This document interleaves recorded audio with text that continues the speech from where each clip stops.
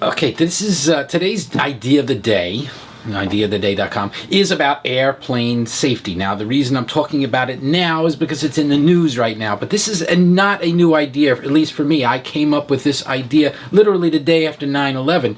Actually, probably the same day as 9/11, because at the time I was shocked, like everyone else. But I was shocked for a second reason. I thought that a plane wasn't capable of smashing into a building. That is to say, they've had autopilot and GPS and all sorts of other stuff on planes that you would have thought, or at least I thought back then, that the plane itself would know that, hey, I can't fly here.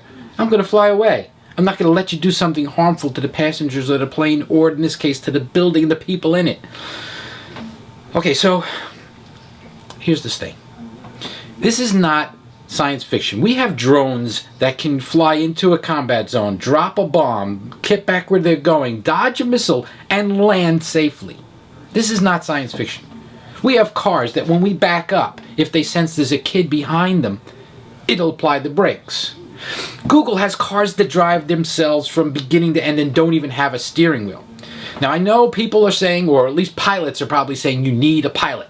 You have to have somebody manning that because humans are better than robots. Well, we're not saying replace the pilots, but if the pilot is doing something that's going to render somebody harm, the plane should kick in and take over. That's not complicated, is it? But that's what should have been done 15 years ago, and I can't believe that all they focused on was the door. When they focused on the door 15 years ago, I was sitting there scratching my head saying, those people were training to be pilots. They're training to be pilots. In a matter of time, pilots would be the bad guys. They would need to break the door down in the first place. Sooner or later, I said, they are going to be the pilot. And now we're locking them in. That's just what happened. We had a bad co-pilot, or it could have been the bad pilot. Doesn't matter. We had somebody on the other side of the door that meant to do harm. Well, la-di-da. Lock the door.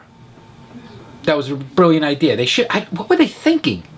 That's how you solve it? You try to block people from using their nail clippers and force their way into the cockpit? No. I don't care if they get in the cockpit. I don't care if they're the pilot. The plane itself should have a self-defense mechanism. It's not that difficult. If somebody is going to do something harmful, the plane should go away from the harm. If there's a building, it should fly away from the building automatically and with no ability for the pilot to override.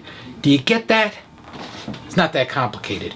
Planes should never be allowed to do harm. In fact, that's like Isaac Asimov's first rule of robotics if you're into science fiction books. They shall do no harm to human beings.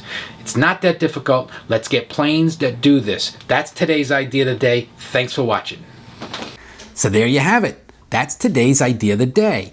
But while you're here, why not subscribe to get a new idea each day and visit ideaoftheday.com as often as you can, because I put up a brand new idea every single day, and I promise you, some of them don't suck.